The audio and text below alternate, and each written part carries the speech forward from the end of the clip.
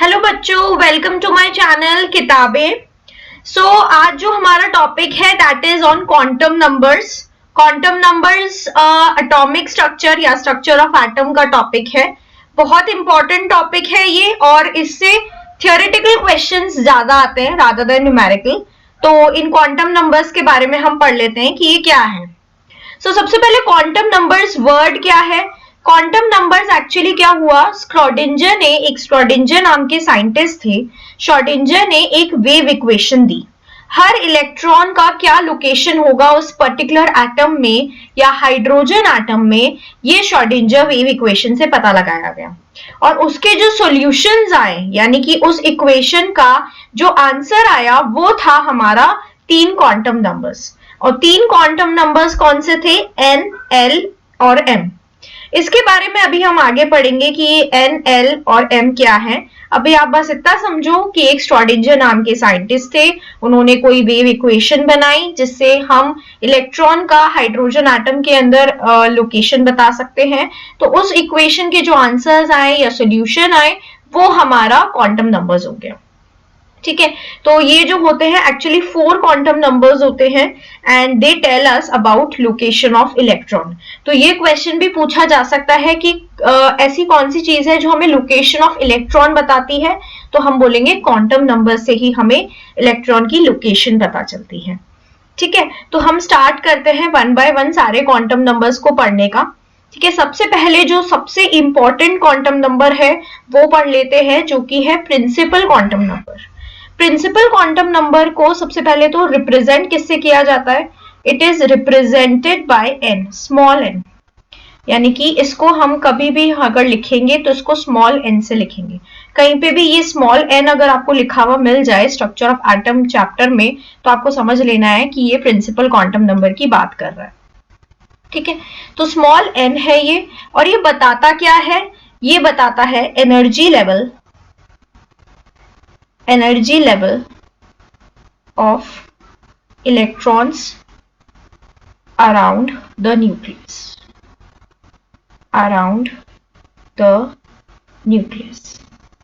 अब क्या बता रहा है ये, सबसे पहले हमें बता रहा है कि इलेक्ट्रॉन जो है वो न्यूक्लियस के चारों तरफ घूम तो रहा है। हमें पता है कि एक न्यूक्लियस होता है, राइट, उसके चारों तरफ क्या होते हैं, ऑर्बिट्स होते हैं। उन ऑर्बिट्स में कुछ इलेक्ट्रॉन्स होते हैं जो कि चक्कर लगा रहे होते हैं। यही पढ़ा है हमने अभी तक। ये इलेक्ट्रॉन्स होंगे कुछ जो चक्कर लगा रहे होंगे इन ऑर्बिट्स में, राइट। तो अगर ये चक्कर लगा रहे हैं तो एक हो सकता है ये के शेल हो, ये एल शेल हो, एक होती है एम शेल, एक होती है एन शेल। तो ऐसे इन शेल्स का नाम दिया जाता है। तो जो फर्स्ट शेल होगी जो न्यूक्लियस के पास में होती है उसको हम बोलते हैं के शेल, फिर दूसरी वाली को हम बोलते हैं एल शेल, थर्ड वाली को एम, और ऐसे चलता रहता है ये। तो अगर कोई आपसे पूछे कि अगर के शेल है हमारी और उसकी बताओ वैल्यू एन की क्या होगी, जो स्मॉल एन है उसकी क्या वैल्यू होगी, तो आप बोलेंगे एन की वैल्यू होगी 1, एल के लिए होगी 2, एम के लिए होगी 3 और ऐसे ये चलता रहेगा। ठीक है, तो बेसिकली एन ने हमें क्या बताया, अगर किसी ने बोला कि एन इज इक्वल्स टू 3 है, बताओ कौन सी शेल में इलेक्ट्रॉन प्रेजेंट होगा। तो एन इज इक्वल्स टू 3 अगर आ गया तो हमारी कौन सी शेल हो जाएगी, एम शेल। तो बेसिकली हमें एन ने क्या बताया, हमें शेल का नाम बताया कि कौन सी शेल में इलेक्ट्रॉन प्रेजेंट होगा। ठीक है, I hope principal quantum number अभी तक आपको क्लियर हो गया होगा। प्रिंसिपल क्वांटम नंबर में बस इतना ही है कि एन की वैल्यू होती है, एन की वैल्यू से हमें एनर्जी लेवल या फिर शेल नंबर हमें पता चल जाता है। ठीक है, उसके बाद हम नेक्स्ट पे प्रोसीड करते हैं जो कि हमारा होता है अज़्यूमिथल क्वांटम नंबर। अज़्यूमिथल क्वांटम नंबर ये थोड़ा सा लेंदी है तो इसको ध्यान से समझना। सबसे पहले तो अज़्यूमिथल क्वांटम नंबर को रिप्रेजेंट किससे किया जाता है, तो इसको रिप्रेजेंट करेंगे हम, it is represented by small L. इसको हम रिप्रेजेंट करते हैं स्मॉल एल से। ठीक है, इसके कुछ कुछ और नाम भी होते हैं तो वो भी लिख लेते हैं, क्योंकि कई बार क्या होता है, हो सकता है क्वेश्चन में अज़्यूमिथल नाम से नहीं पूछा जाए, कुछ और नाम से पूछा जाए, तो वो भी आपको पता होना चाहिए। इसके कुछ अलग अलग नाम्स होते हैं, वो मैं यहाँ लिख देती हूँ। Angular quantum number. हो सकता है वो पूछ ले एंगुलर क्वांटम नंबर को किससे रिप्रेजेंट करते हैं, या वो और कुछ पूछ ले। इसका एक और नाम होता है सब्सिडियरी क्वांटम नंबर। तो आप चौंक जाओगे कि ये कहां से नाम आ गया, हमने तो एजीमुथल पढ़ा था। तो ये भी एक उसका नाम है। एक होता है orbital quantum number, orbital quantum number. ठीक है, तो ये कुछ इसके डिफरेंट नाम्स हैं, तो ये आपको ध्यान रखने हैं। और जो एल है ये हमें बताता क्या है, क्या बता रहा है, तो ये हमें बताएगा 3 डायमेंशनल शेप ऑफ सबशेल, अब एक्चुअली क्या होता है, एल की कुछ वैल्यूज होती हैं। हो सकता है एल 0 हो, ठीक है, हो सकता है एल 0 हो सकता है 1 हो सकता है 2 हो, 3 हो, 4 हो। तो अगर एल की वैल्यू 0 होगी तो वो कौन सी सबशेल होगी, तो वो हो जाएगी हमारी एस सबशेल। हमने अभी तक इतना पढ़ा है कि एस, पी, डी, एफ कुछ सबशेल्स होती है। तो अगर 0 वैल्यू आ गई तो एस सबशेल होगी, 1 वैल्यू आ गई तो पी सबशेल होगी, 2 आ गई तो डी होगा, 3 आ गई तो एफ होगा। 4 का अभी तक कहीं पे लिखा हुआ इंफॉर्मेशन नहीं है, तो अभी हम 3 तक ही कंसिडर करते हैं। ठीक है, तो इस तरीके से सबशेल्स होती है। और एल की वैल्यूज ये आपको याद होनी चाहिए, ये बहुत जरूरी है। तो मैं लिख देती हूँ टू बी रिमेम्बर्ड, ये याद होनी बहुत जरूरी है। ठीक है, तो ये कुछ एल की वैल्यूज हैं। अब इसके अंदर ऐसा भी हो सकता है आपसे इन सबशेल की शेप्स पूछ ली जाए। ठीक है, तो इन शेप्स का भी आपको कुछ कुछ बेसिक आइडिया होना चाहिए। ज्यादा डीप में भी हम नहीं जाएंगे, पर कुछ कुछ जो थियोरेटिकल क्वेश्चंस आ जाते हैं उसी की बात कर लेते हैं। तो एस जो होता है, एस नाम से ही पता चल रहा है कि ये स्फेरिकल शेप का होगा, ये स्फेरिकल शेप का होगा सबशेल। पी जो होता है, पी का शेप होता है डम्बल शेप का। ये मैं आपको बना के भी दिखा देती हूँ ताकि आपको याद करने में थोड़ा इजी हो। तो एस स्फेरिकल जो है वो गोल होगा, टी जो होता है वो इस टाइप से होता है डम्बल शेप का। जो डी है, डी सबशेल, उसको हम बोलते हैं डबल डम्बल। ठीक है, और इसकी कुछ ऐसी होती है शेप, इस टाइप से। 2 डंबल्स को हमने जोड़ दिया इस टाइप से। ठीक है, एफ का इतना अभी तक नहीं है इंफॉर्मेशन, तो ये चीज हमारी समझ आ गई हमको। एक चीज और ध्यान रखनी है आपको कि जो एल की वैल्यूज होती है उसका एन से क्या लेना देना है। यानी कि अभी जो हमने पिछली स्लाइड में प्रिंसिपल क्वांटम नंबर पढ़ा था, एन जो होता है उसका एल से क्या लेना देना है। मतलब अगर हमें एन पता है तो क्या हम एल निकाल सकते हैं, या हमें एल पता है तो क्या हम एन निकाल सकते हैं, ऐसा।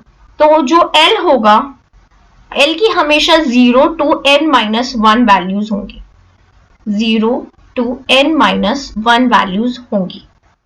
ठीक है, लाइक अगर मैं एक क्वेश्चन दूं आपको, मैं बात कर रही हूं पी सबशेल की,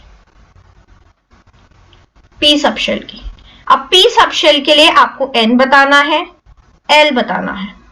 ठीक है, एल की वैल्यू क्या हो जाएगी, एल की वैल्यू पी सबशेल के लिए अभी हमने पिछले में देखी है, पी की वैल्यू अगर 1 होगी तो एल की वैल्यू 1 होगी, यानी कि एल इज इक्वल्स टू कितना हो जाएगा 1।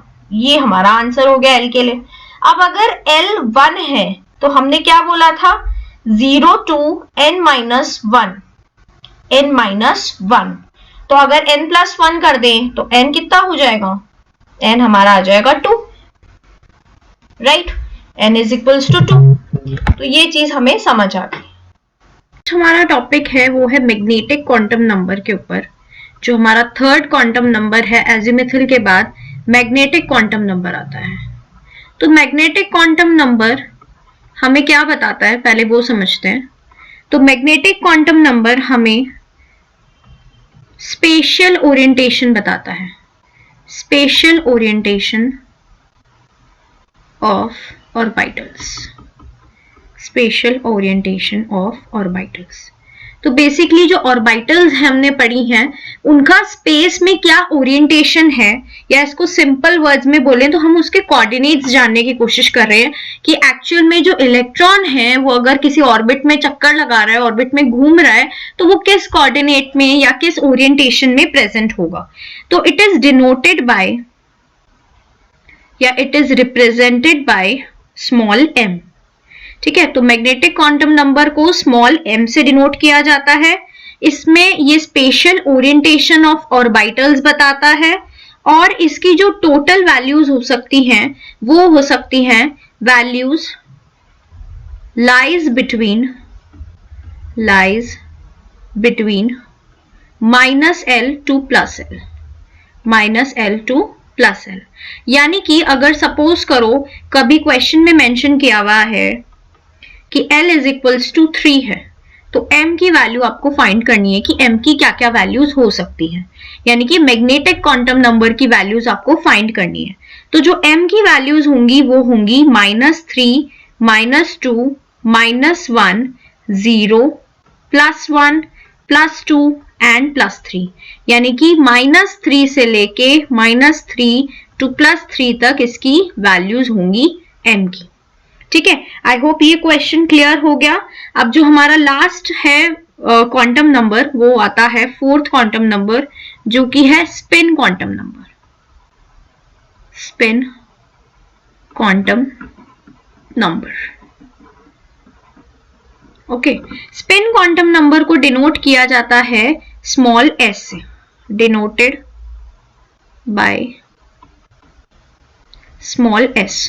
S से ही आपको याद हो जाएगा स्पिन, S फॉर स्पिन, और छोटा जो होता है वो स्पिन S ही हमें बताता है। ठीक है, S की जो वैल्यूज हो सकती है ना, S की या तो +½ वैल्यू हो सकती है या -½ वैल्यू हो सकती है।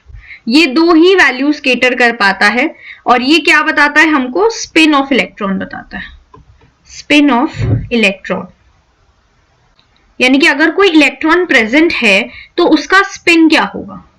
ठीक है, तो स्पिन क्या हो सकता है, या तो +½ हो सकता है या -½ हो सकता है।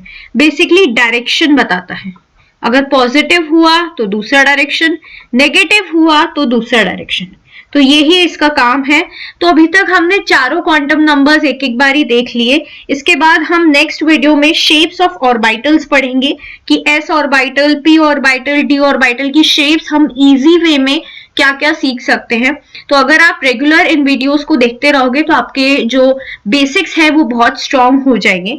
सो अगर आपको ये वीडियो पसंद आई हो तो प्लीज लाइक करना और सब्सक्राइब करना मेरे यूट्यूब चैनल को। Thank you.